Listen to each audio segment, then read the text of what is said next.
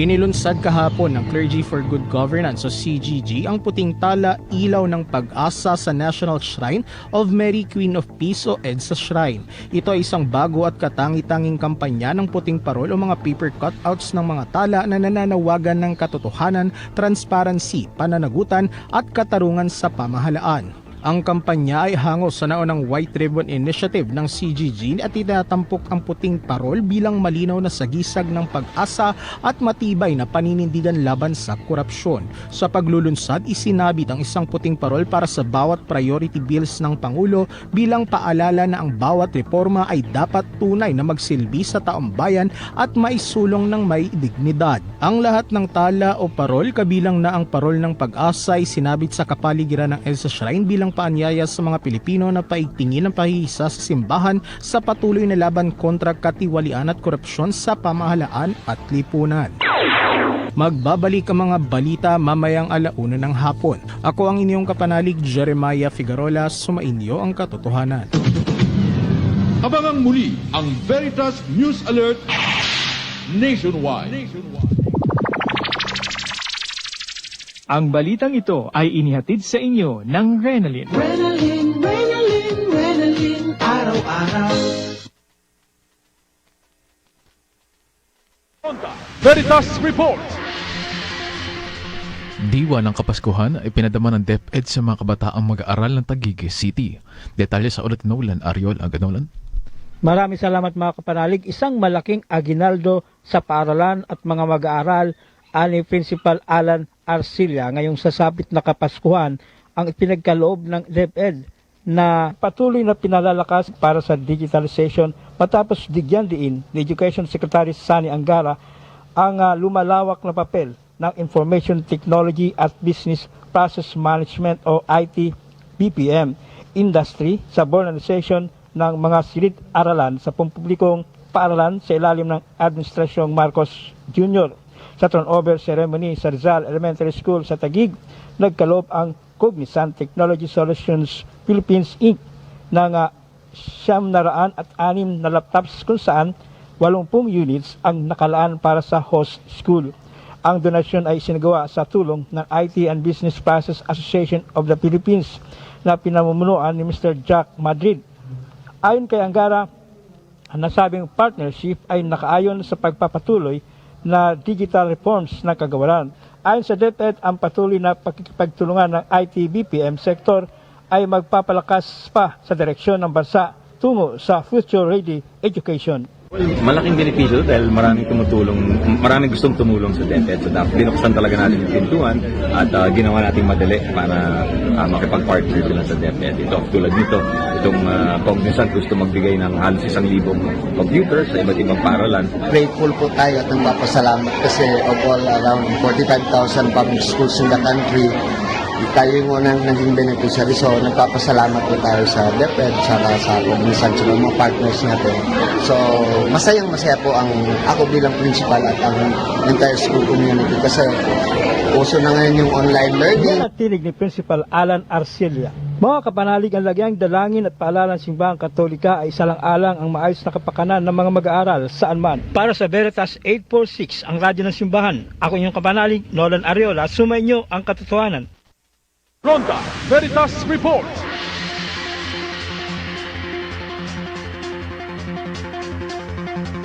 Programang titimbang ng katotohanan sa usapang panlipunan. Veritas.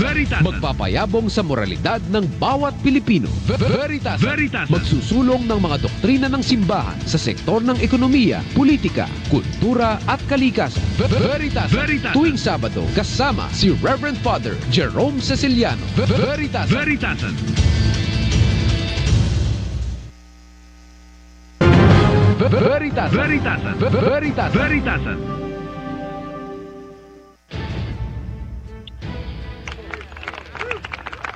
Good morning mga kapanalig. Welcome po sa ating palatuntunang Veritasan. Ngayon po ay 3 linggo o Sabado po ng buwan ng Disyembre.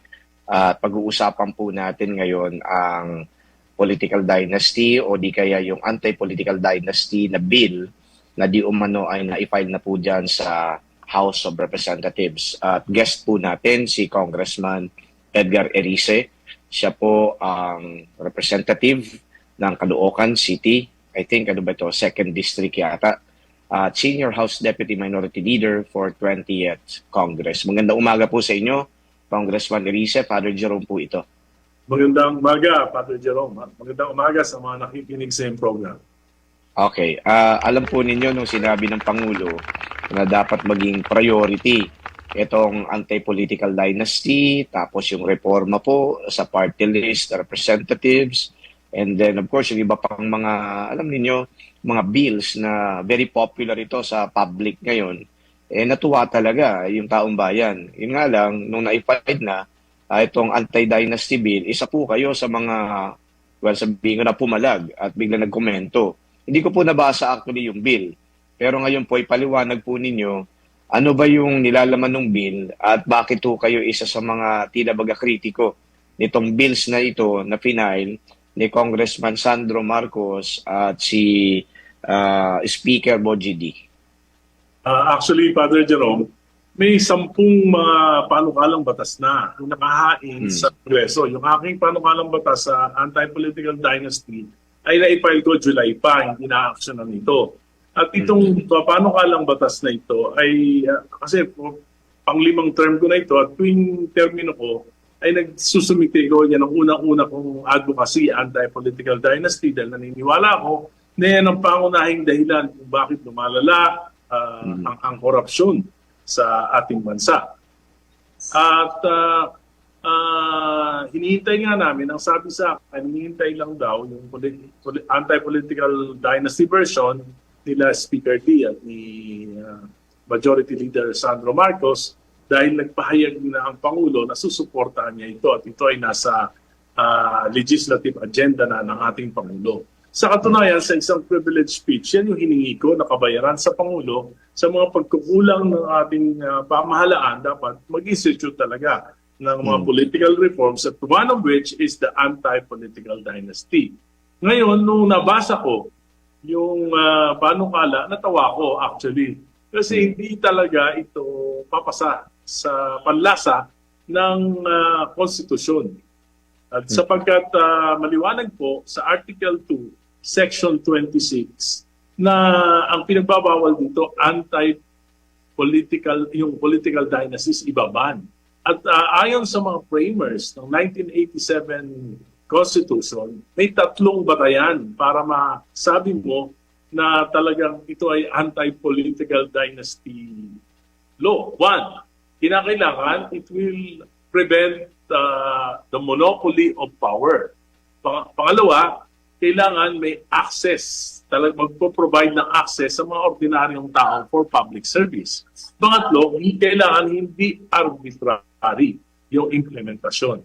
So yung 3 ito, hindi makakapasa dito yung isinumite nila Speaker D at Majority Leader Marcos. Bakit? Sa kanilang version, pinapayagan isa sa national office.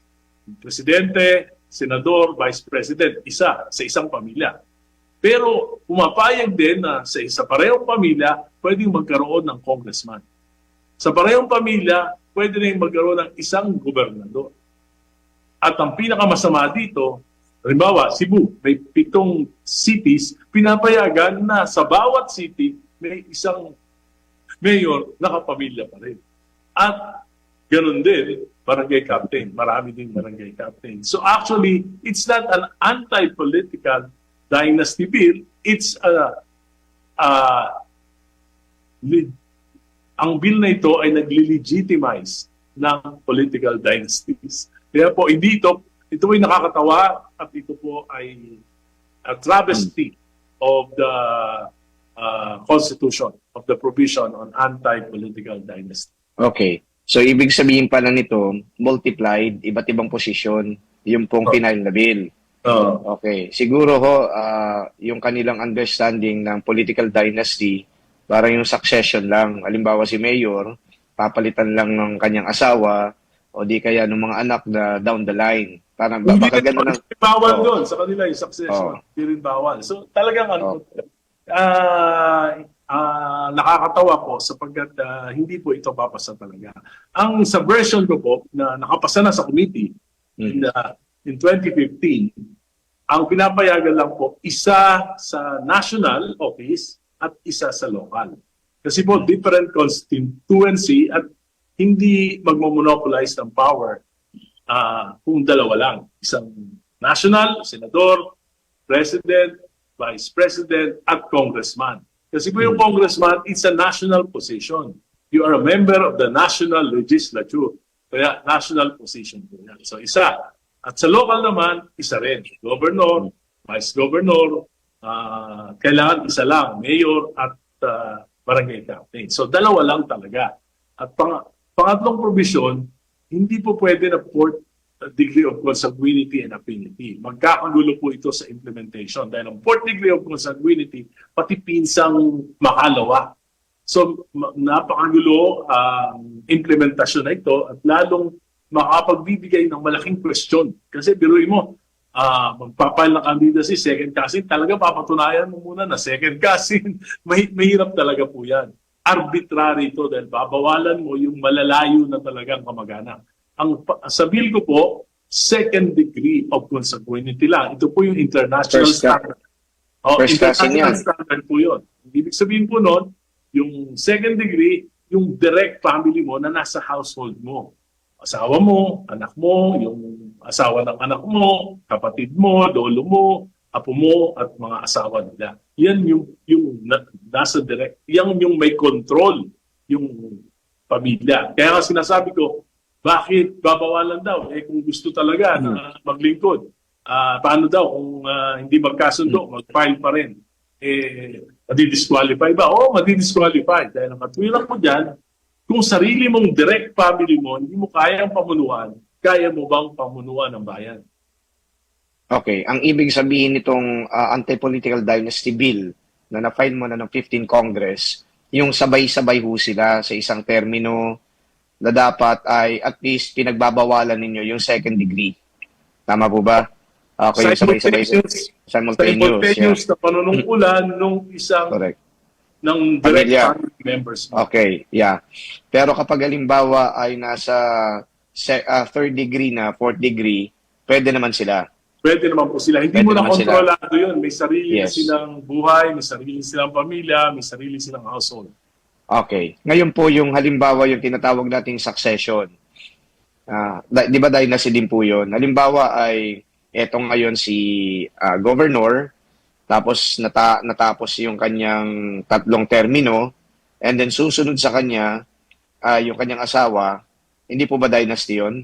O di kaya yung kanyang anak? So wala. Yung succession po, hindi po dynasty yun sapagkat nabawasan na yung monopoly at hindi mo magagamit yung monopolyo ng pamilya mo para ma-elect yung anak mo o yung asawa mo. Ang mahalaga po doon, may patas na laban kung lalo na kung hindi naman magaling yung anak mo, tatalunin yung anak mo.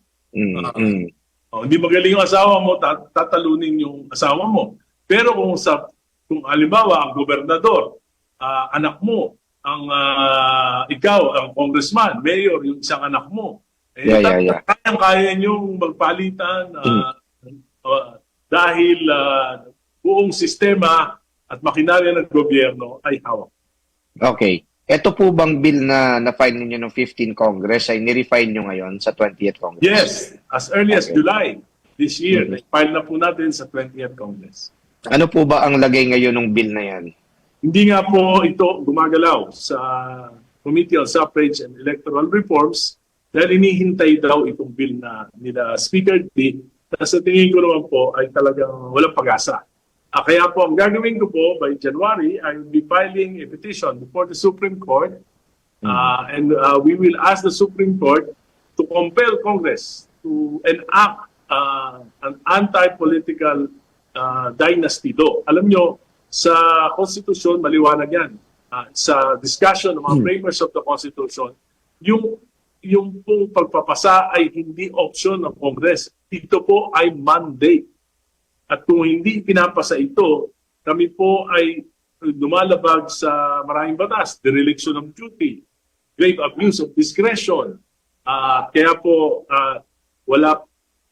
yan susulong po sa Supreme Court. Siguro po, mga first or second week, yung legal team ko po ay inaayos na yung petition namin dahil hindi dapat hayaan ng Korte Suprema na patuloy na bastusin ng Kongreso ang ating konstitusyon. So technically, you're saying yung 20th Congress na to, ang 20 na so lahat sila, binabiolate nila Constitution. Yes. You're also a member of that Congresses. Yes. So, na-violate yung We Constitution. are violating the Constitution. Kaya po, para isulong ito, siguro kinakailangan na natin ng talagang kailangan ng grit para isulong ito. Kaya po magpapile ako sa Supreme Court.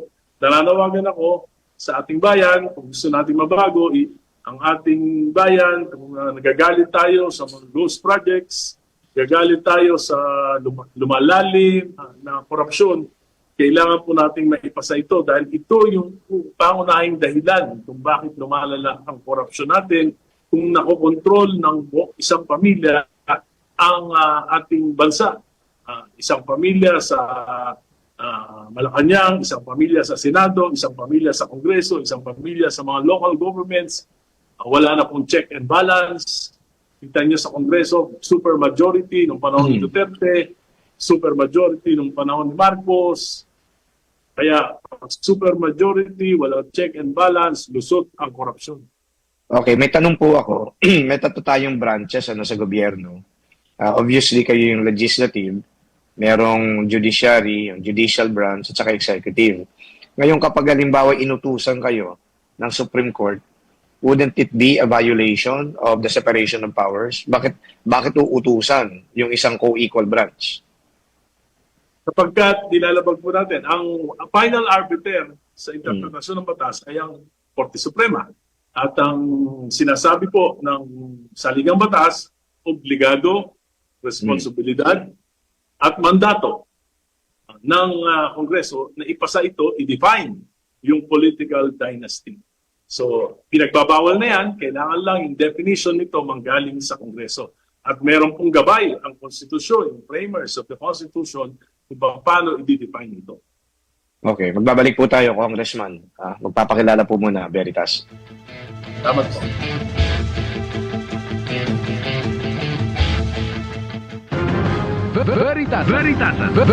Veritasan.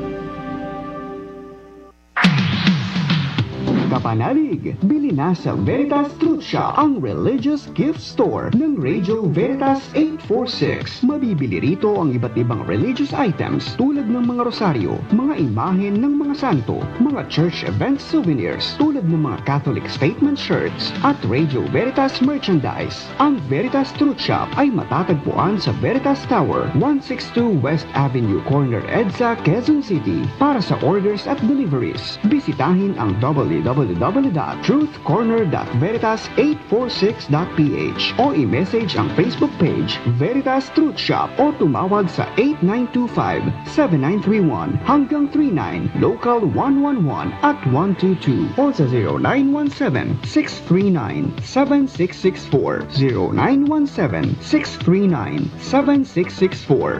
Veritas Truth Shop, at your service in Christ. Veritasan.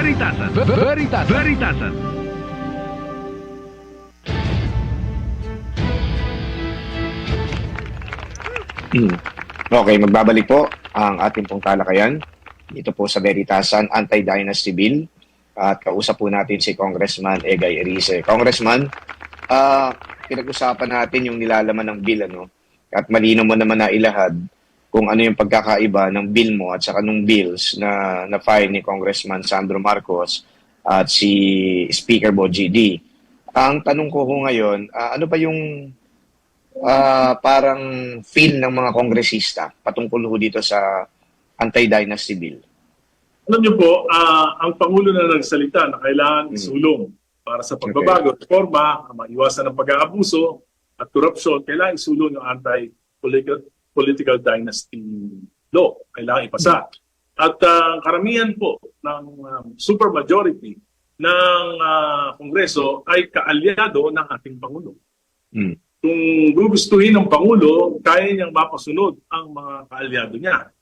At kung gusto naman ng mga kaalyado niya na talagang tulungan ng Pangulo na mapatino ang gobyerno at makapag-iwan ng legacy ang ating Pangulo, 2 taon na lang, kahit ang kanyang panunungkulan, kailangan suportahan ang Pangulo dito sa hinihiling niya na anti-political dynasty. Pero, alam niyo naman, power corrupts, absolute power corrupts absolutely. Maraming ahadlang, maraming lalaman dito sa pagbabago na ito. Yung mga nakikinabang na, ginawa na nilang korporasyon, family corporation, business, yung politika. Kaya po, yung kanilang posisyon. Kaya po, nananawagan tayo sa simbahan, sa mga mamayan, lalo na sa mga kabataan. Alam nyo, ang tyranny ay, ang kinakatakutan niyan, yung galit ng kabataan. Kaya po, nananawagan ako na, alam nyo, ang biktima dito, yung kabataan. Bakit? Pinakamahal na yung tuition fee sa ASEAN ang mga college students dito sa Pilipinas. Mahal din yung kanilang mga bibilihin sa mga gamit sa eskwelahan. Pag nakatapos sila ng 4-year course, walang kasiguruhan ng trabaho, kailangan pa nilang mag-abroad. Kaya sila ang biktima nitong lumalalang korupsyon na ito. Kaya dapat manindigan, lumaban yung mga kabataan. Tulungan natin. Ang sagot po ba doon sa tanong ko ay yung mga kongresista ayaw nito? Hanggat maaari. Hanggat maaari, ayaw nito. Hanggang hindi sila madala sa... Kaya kung hindi po natin madadala sila sa... Wala na silang choice but to... Okay. Kasi sa akin naman, kailangan na talagang ma-educate natin yung ating mga mutante, mga mamamayan. Para sa halalan, kung hindi pa sa to, ang kailangan, wag magboboto ng pare-pareho ang apelido. Well, in fairness, itong anti-political dynasty na yan ay laging dala-dala ng mga voters education campaign. So yun nga lang, kayo, congressman kayo, kapag halimbawa yung botante ay nabigyan na yan, kahit na anong kaalaman nila, hindi na naman nila isasaalang-alang kung anong nalalaman nila. But basically, ang point dito is, ba't hindi talagang corruption? At of course, yung mga politiko, kausap ko kayo, tapatan na lang kayo, di ba? Yung mga politiko naman talaga gumagamit din naman pamamaraan para yung mga issue na nalalaman din ng taong bayan ay mapagtakpan, di ba? So, ganun ang realidad, the real talk, Pero ito na kung binanggit ninyo na parang sa Kongreso, yung mga kongresista mukha yatang lukewarm para yatang ayaw. Dumadami yung sumusuporta. Yung sumusuporta. So, ibig sabihin ba nito, kayo ba ay nakikita nyo rin na si Pangulong Bongbong Marcos, desidido din talaga na i-push ito? At talagang mag-exert effort? Yan ang kailangan niyang patunayan dahil malaki ang kasalanan ng Pangulo dito sa mga nangyaring korupsyon na ito. Dahil sinasabi ko, hindi ko siya inaakusahan na siya ay direct na nakinabang. Sinasabi ko, napabayaan niya yung 3 taon na budget na hindi siya kumibo na sinasalaula ng Kongreso. Kaya po meron po siyang malaking pagkakamali sa bayan. At para hindi na maulit ito, kailangan po ang tunay na solusyon, hindi magkakulong ng ilan, tapos makakalabas din naman, kung hindi yung pagbabago ng sistema. At isa po sa pinakamahalagang pagbabago ng sistema, yung pagbabawal ng mga political dynasties, pagsunod, paggalang sa ating konstitusyon. Okay. Parang hindi po yata kayo kumbinsido sa sinabi ni Pangulong Bongbong, na gawing priority measure ito. Paano po ba? Ang aking pong stand dyan, I am optimistic but cautious. Optimistic but cautious. Kaya kinakailangan talaga na manindigan ang bayan, ang mamamayan, lalo na ang mga kabataan. Kung kinakailangan magmarcha, kung kailangan lang mag-rally sa Kongreso, sa Malacanang para isulong itong anti-political dynasty, ayan po. Ako po, handa ako, mag-campus tour ako, kapaliwanag ko sa mga kabataan kung bakit napakasama itong political dynasties na siyang talagang ugat ng korupsyon sa ating bansa. Palagay niyo po ba, kayo kongresista kayo, although kayo naman ay nag-file na nitong anti-political dynasty bill, palagay nyo, madadala pa rin sa mga rally-rally, yung mga kongresista para isulong ito? Anti-political Palagay ko po. dynasty pasa? Palagay ko po, dadala po dahil pag pinilit nila na marami pa sila, malamang patalo sila dahil gising na yung mga mamayan. Kaya kailangan ng mga mamayan, nagising na sila. Okay lang, kailangan pa bang humantong sa mga rally samantalang yung Pangulo ho ay siya na nga nagsalita O ipasan nyo na yan. Isn't it just a matter of fine-tuning? Kasi meron kayong version. Yung dalawang kongresista meron ding version. Hindi kaya dapat i-fine-tune na lang para pagdebatehan na dyan sa House of Representatives? Mahalaga, Father Jerome, na alam ng pamahalaan, ng mga congressman, ng presidente, na hindi sila papayag sa pretentious compliance. All right. Kailangan po yung talagang totoo na anti-political dynasty law. Kailangan po magbantay, vigilant, ang kinabukasan ng kabataan, nasa kamay din nila, so ipaglalaban nila yung kanilang kinabukasan. Well, hopefully, yung sinasabi ng pagbabantay, ako nagtatrabaho din ako sa CBCP, kapag may mga panukala ho dyan na may kinalaman din sa simbahan, kinukonsulta din ho kami. Ito yung realidad, real talk tayo. Ako minsan ay pumupunta dyan sa House of Representatives, sa Senate. Nagpapahayag po kami, nagbibigay kami ng aming opinion. Okay, yan po yung malawakang konsultasyon na di umano ay kausapin natin yung mga stakeholders. Di isa kami dyan sa mga stakeholders, halimbawa sa isang issue, divorce, death penalty, magbibigay kami ng aming pananaw doon. Pero of course, kapag gusto talaga ng mga kongresista, ay talagang ipapasa. Pero kapag ayaw naman nila, hindi talaga ipapasa. So ang point ko dito, kahit mayroong ganyan, may pressure, may consultation, may mga, kumbaga ay tinanong ng mga stakeholders, kapag gusto talaga ng Congress, papasa nila yan Kapag ayaw naman nila, hindi nila papasa. So ang at play dito, number one, yung kapakanan ng mga kongresista. Sorry to say that. Pangalawa, siguro yung influensya ng presidente. Itong dalawang ito, malaking factor yan Kasi kahit siguro mag-rally, kahit siguro magpahayag sa mga pamilya namin, parang wala ding impact Halimbawa, case in point, RH law, pumasa pa rin yan dahil gusto ng Pangulo noon ni Pinoy. Tapos ginusto din naman ng mga kongresista. Diba? Kahit na mayroong mga opposition din, wag nang papasa yan. Ngayon, gusto ng publiko yung anti-dynasty bill. Pero mukha yatang, ewan ko baka hindi feel ng mga kongresista.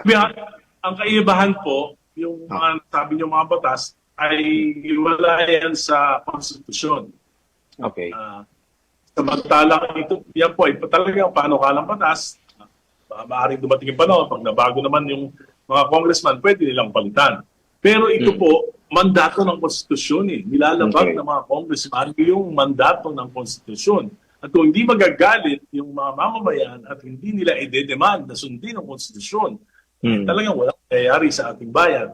Kung binabastos ng mga mismong leader ng bansa yung konstitusyon at hindi kikibo ang bayan, wala nang mangyayari sa ating bayan. Kaya po, sa akin po, multiple solutions. One, go to the Supreme Court. Number two, dapat gising ang bayan, katulad po nung nangyari, yung trillion March, nakita niyo naman po, bumuo ng ICI, nagkaroon ng mga ganitong mga panukala ang presidente dahil naramdaman niya yung galit ng bayan. At kung ang aim nila ay i-appease lang yung galit ng bayan at hindi kikibo na ang bayan, talagang maaaring makalimutan na nila yung kanilang mga pangako. Pero kung makikita nila na galit pa rin ang bayan, hanggang hindi nila natutupad yung kanilang mga pangako na pagbabago, palagay ko po, may pag-asa pa. Okay. Yung filing ng bill, December na ngayon, yan po bang filing na yan, kung na-file na yan, next year, carry over ho ba yan? Yes, okay na kailangan mag-carry over yan? Carry over po yan. Carry over yan. Carry over po yan for the whole of the 20th Congress. Hanggang po namin.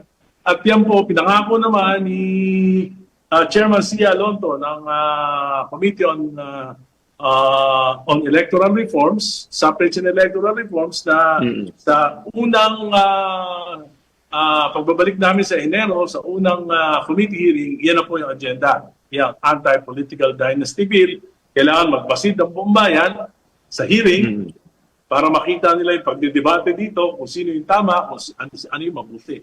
At kailangan mag-form ng public opinion kung ano yung gusto ng mamamayan na version ng anti-political dynasty ito. Okay. Magkakaroon po ba ng malawakang consultation yan?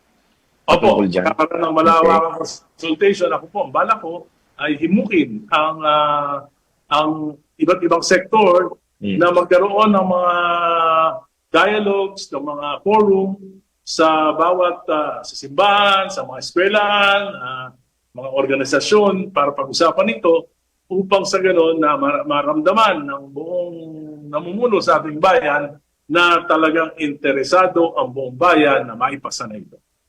Okay. Sa inyo po bang feeling nyo lang nararamdaman nyo ba na ito na yung perfect timing na maipasa yan at hindi lang pinag-uusapan kundi may papasa talaga? Feeling ko po, ito na po yung perfect timing. Kailangan lang po grit ng publiko, grit ng mga mambabatas na nagsusulong na ito. At nakikita po dami na. Okay. So kami po ay hopeful.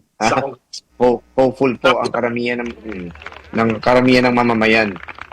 Okay, hopefully nga talagang maipasa na po yan. Anyway, maraming salamat po sa inyo, Congressman Egay, sa mga paliwanag. Yan po, talagang pinagdadasal ko po, Father Jerome, na mabuksan ang kaisipan ng ating Pangulo, mabuksan ang kaisipan ng mga mambabatas, at mabuksan ang mga kaisipan ng ating mga mamamayan na ipaglaban nila ang konstitusyon, ipaglaban nila ang kanilang kinabukasan. Okay. Thank you so much, Congressman Egay. Salamat po. Habang nagdadasal si Congressman Egay, samahan na rin natin siya sa kanyang pagdarasal. At yung pagkilos din, sabi nga kasi may public pressure, mas maganda. At kudos to him dahil magpa-file siya ng petition sa Supreme Court para nga i-compel yung pagpasa nitong anti-dynasty law. Okay, magbabalik po ang Veritasan. Thank you po, Congressman Egay. Veritasan.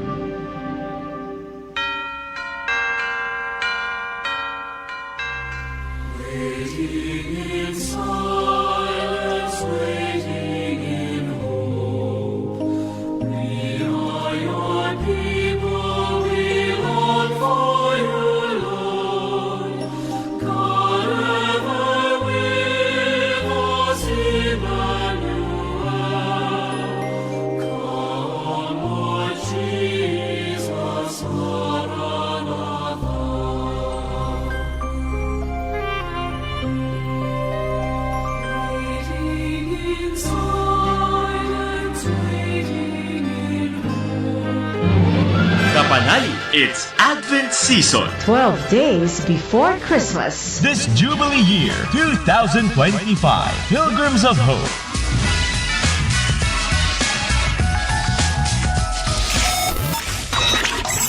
Veritas 846, ang radyo ng simbahan.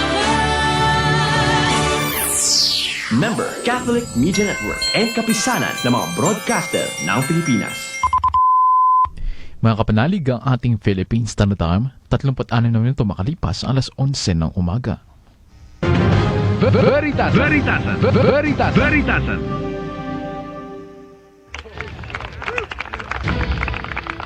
Okay, mga kapanalig, napakinggan po ninyo si Congressman Egay Erice. Maganda yung kanyang mga binabalak at yung Supreme Court ipepetition niya para nga i-compel yung pagpasa nitong anti-political dynasty law. Well, ano po ba talaga itong dynasty na nangyayari ngayon sa politika dito sa ating bansa? Meron pong ilang mga elemento ay yung dynasty sa politika. Number one, yung concentration of power. Pangalawa, yung consolidation ng power. Tapos, pangatlo, yung perpetuation. At ang pang-apat, yung wala ka ng choice, kundi pamilya na lang ng mga nakaupo na. Okay?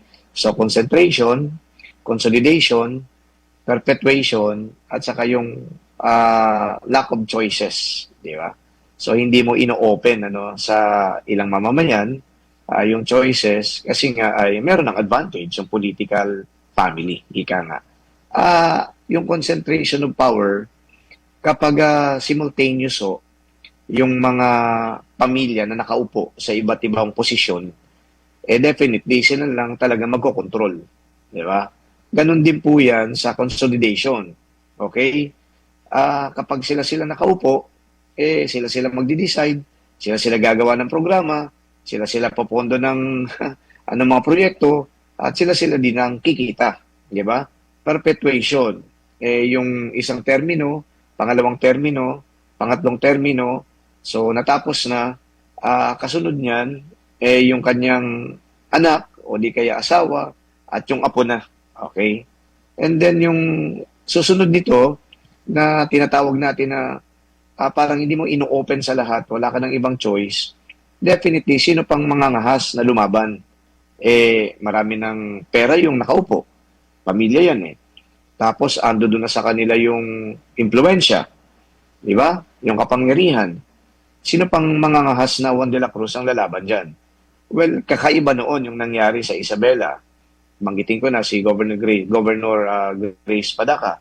O di kaya sa Pampanga, si Father Pandillo, na nilabanan noon yung mga dinastiya dyan. Sa mga lalawigan na aking nabanggit.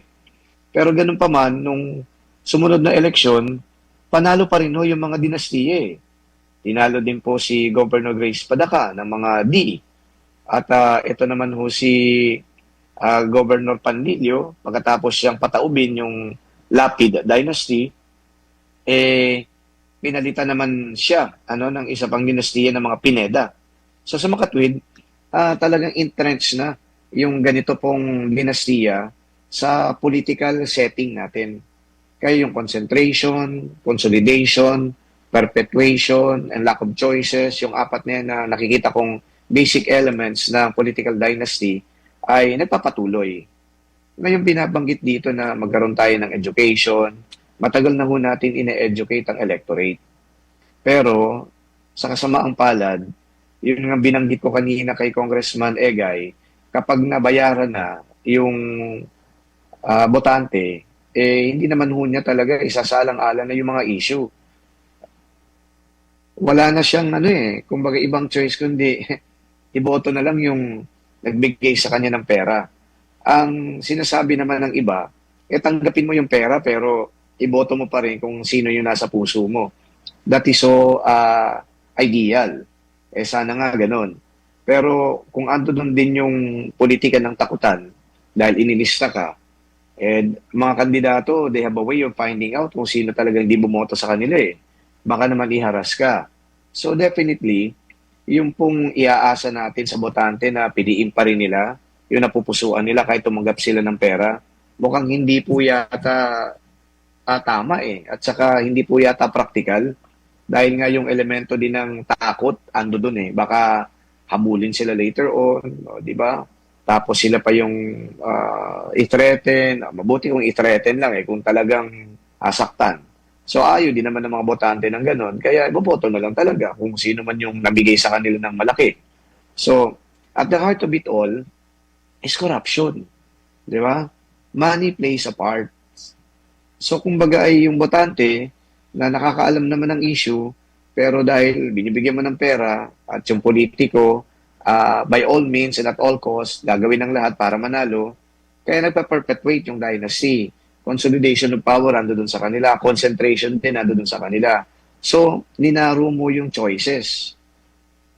Yung mga katulad ni na Governor Padaca at saka Governor Pandillo, well, parang lang yun naging tawag natin dito, parang novelty na nawala din.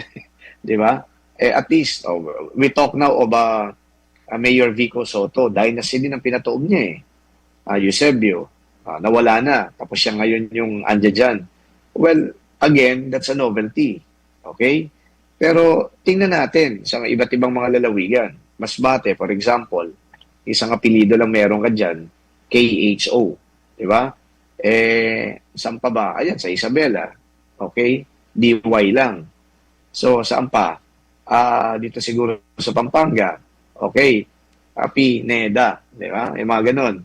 So, ang tinitingnan natin dito, papayag kaya yung mga politiko na to na mawala sa kanila yung kapangyarihan, posisyon, kung saan doon naman sila kumikita. Sasabihin ng ilan, di naman kami kumikita dyan kasi maliit lang naman ang sweldo.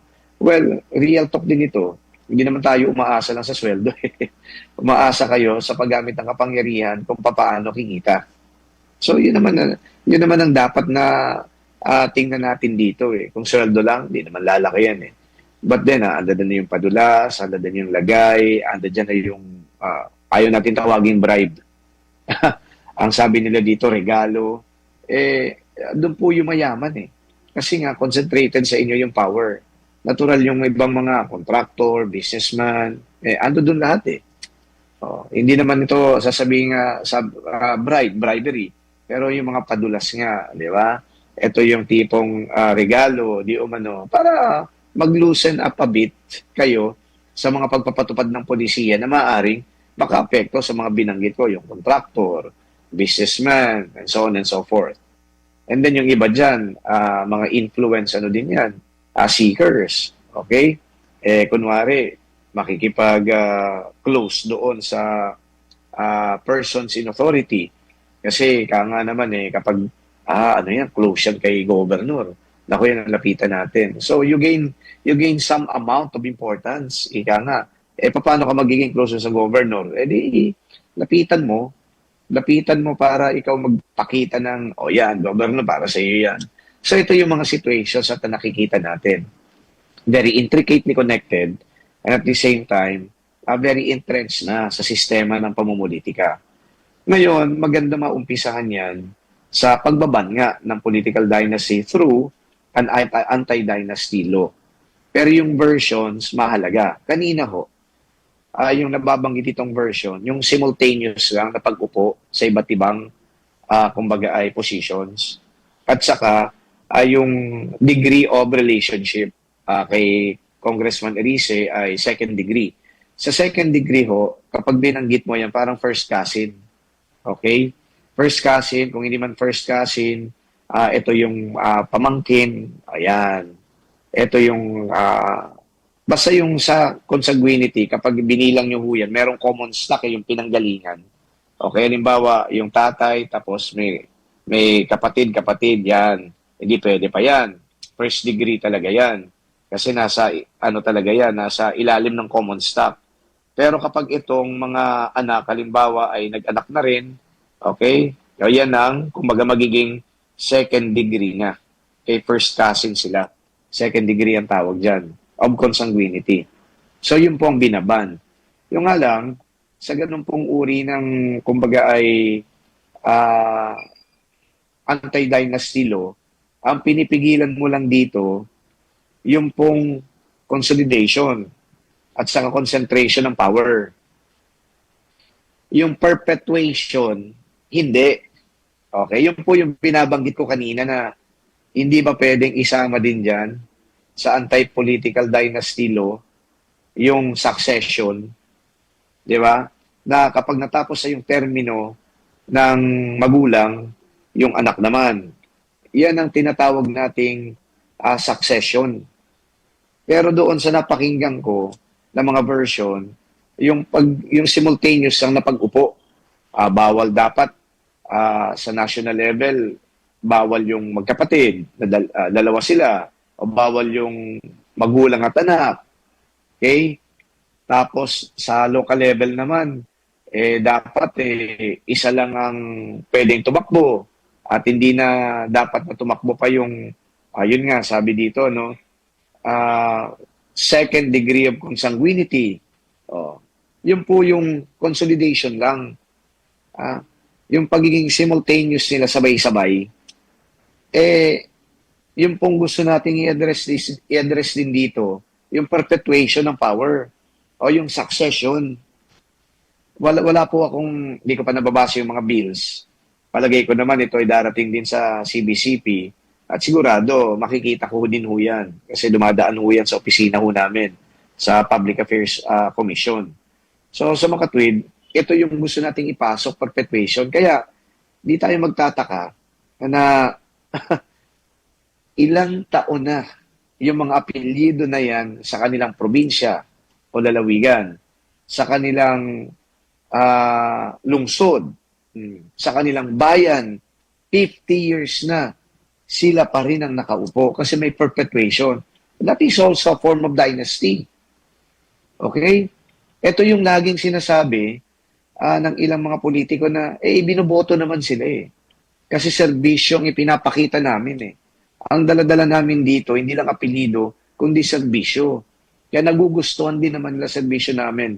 While there may be truth to it, but you narrow the choices. Kasi nga sabi ko, entrance na yung pamilya ninyo dyan. Di ba? Ado doon na sa inyo yung pera. Sino pang Juan de la Cruz ang pwedeng lumaban? Kung halimbawa, kontrolado nyo na lahat. Kasi aside from holding simultaneous positions, yung pamilya ninyo perpetuated din yung rule, wala na talagang chance yung iba. So, nadidipit yung process dito ng demokrasya sa electoral system. Dahil nga, yung ordinaryong mamamayan, hindi na rin pwedeng lumaban. Kasi you don't stand a chance. Ika nga, realistic lang. Ba't ka pagagastos? Tatalunin ka rin naman dahil di ka naman din, kumbaga, mamimili ng boto. Kasi wala ka naman din pera. At very popular yung kalaban mo. Entrenched na sa political lore yung pangalan nila. Kaya itong nangyari kay Vico Soto, well, kakaiba yan. Di ba? Kakaiba yan. Pero hindi po yan uniform sa lahat. Ito yung mga sabi ko novelty. Swerte ni Mayor Vico Soto dahil kinagat siya ng Pasig dahil pinakita naman niya yung good governance. Yung binanggit kong dalawang politiko na bigla na lang ding nawala pagkatapos ng isang termino, kasi bumalik ulit yung dinastiya doon sa mga lalawigan na yon. At least dito kay Mayor Vico Soto sa Pasig, nakadalawang termino na siya. At mukhang wala pa naman yata na makakalaban ulit kasi maganda yung pinapakita. So, ang point natin dito, sana maging mulat ang taong bayan sa realidad na marami pang mga choices na pwedeng pagpilian.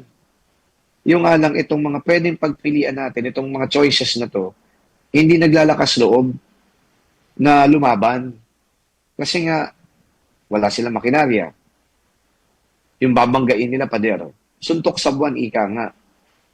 Kung yung taong bayan mismo, magpapakita dito ng kaalaman, tapang, di ba?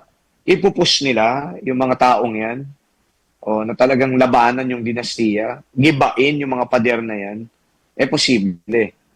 Yung taong bayan ngayon ang hinahamon natin dito. Kasi kung aasa-asa tayo doon sa mga mababatas, baka yung usapin ng political dynasty na to, magiging usapin lang. Although, hopeful tayo sa sinabi ni Congressman Egay kanina, na ito na yung perfect time na ipasa yan. Mainit to kasi yung issue ng korupsyon eh. Talagang taong bayan galit na galit. Paano kapag gumupa ang galit niyan? Ngayong Pasko, malilibang na naman tayo.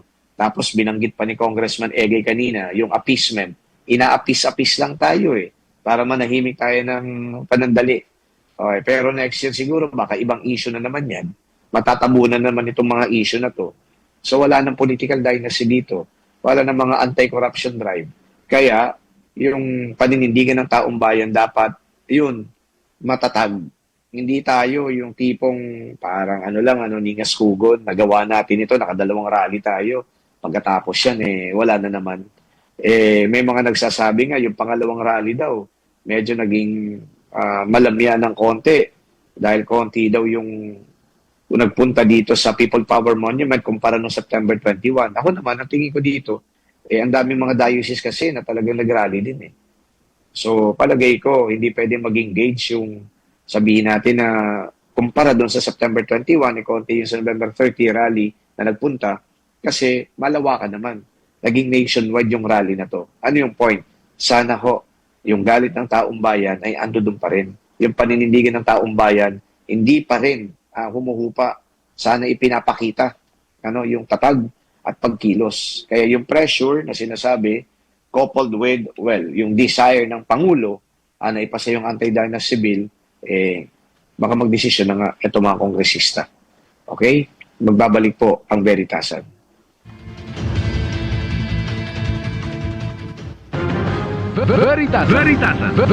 Veritasan.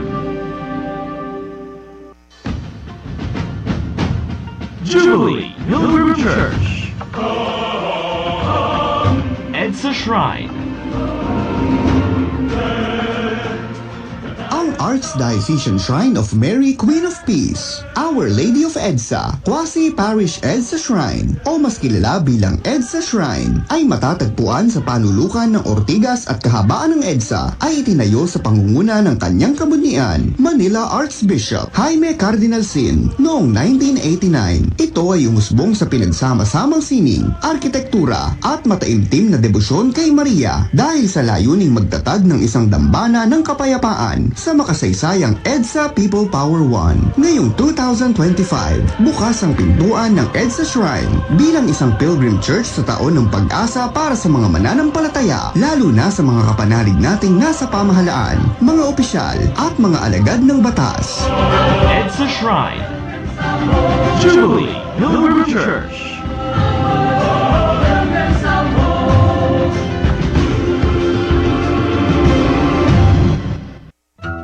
Kapanalig, narito ang ilang paalala sa pakikibahagi ng on-air and online healing masses sa Veritas tuwing alas 6 ng umaga, alas 12 ng tanghali, alas 6 ng gabi at alas 12 ng hating gabi. Maghanda ng isang munting altar at maaaring lagyan ng krusipiho at nakasinding kandila. Magsuot ng kaaya-ayang damit katulad ng isinusuot kapag dumadalo sa pangkaraniwang misa. Panatilihin ang katahimikan at sumabay sa mga pag-awit at pagtugon sa mga bahagi ng misa. Iwasan ang mga bagay na makakasagabal habang nakikiisa sa banal na Eucharistia. Maaaring tumayo o umupo sa pakikibahagi ng Eucharistia maliban na lamang sa mga may karamdaman. Sa bahagi ng komunyon, hinihikayat ang lahat na dasalin ng Act of Spiritual Communion bilang pagtanggap ng banal na komunyon. Kapanalig, ating ihanda ang sarili sa pakikiisa sa hapag ng Panginoon, ang hapag ng katotohanan at ng ating kaligtasan. Healing Mass sa Veritas. Abangan! Come, Lord Jesus, send us your Spirit, renew the face of the earth. Come, Lord Jesus, send us your Spirit, renew the face of the earth. Veritasan.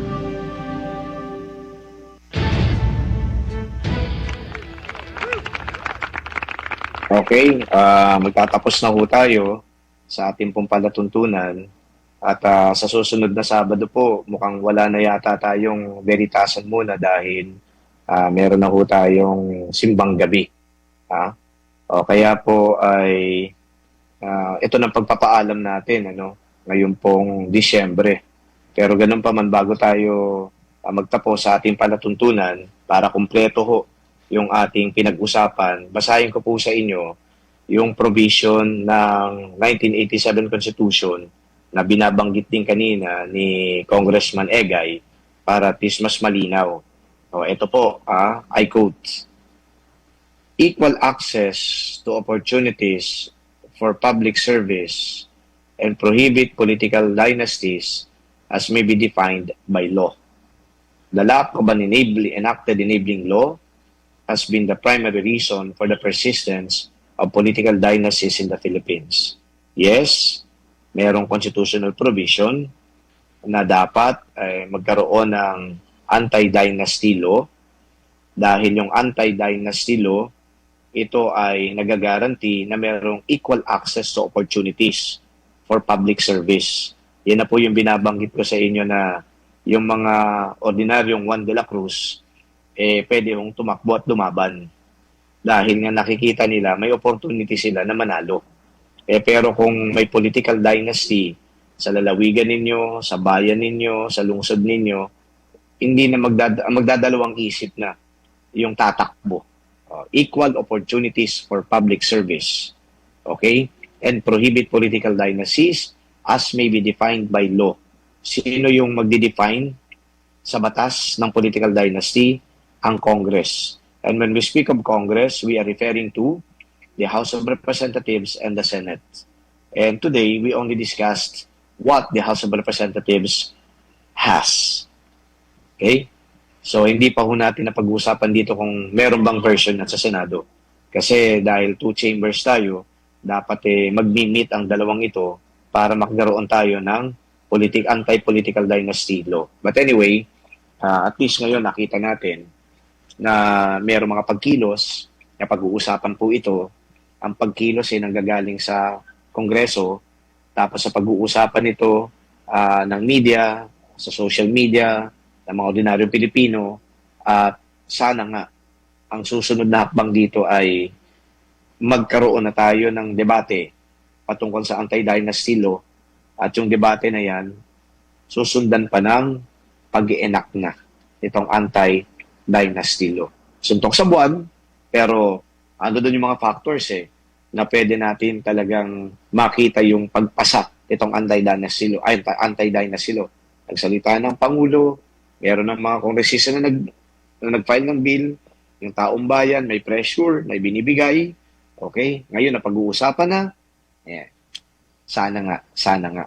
Okay, mga kapanalig, ito po si Father Jerome Siciliano, ang kasalukuyang pong rector ng National Shrine of Mary, Queen of Peace. Malapit na po ang simbang gabi. Of course, marami po sa inyo ang may debosyon sa simbang gabi, kukumpletuhin yung 9 days. And huwag po ninyong kakalimutan na ipagdasal din ang ating bayan. Tapos ipagdasal din yung ating mga politiko na sana nga babawasan din yung kanilang greed kung hindi man totally na mawawala yan. At mabawasan din yung korupsyon kung hindi man po totally mawawala yan. Katigit sa lahat, sana yung tapang, yung tikas ng taong bayan, masustain po natin. Kasi ito ang panlaban natin sa katiwalian, panlaban natin sa mga abusadong politiko, panlaban natin para itaguyod ang kapakanan ng ating bayan at ng kapwa Pilipino. Okay?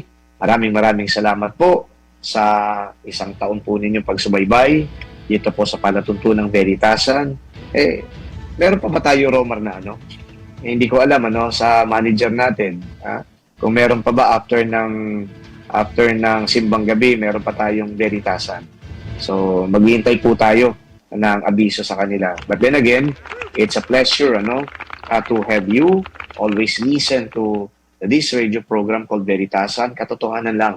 At maraming salamat sa ating pumakasamahan dyan sa Radio Veritas.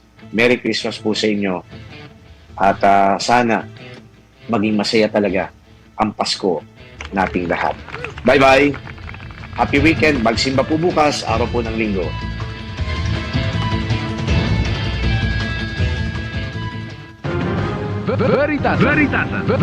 Veritasan. Mga kapanalig, ating dasalin ng orasyon kasama ang kanyang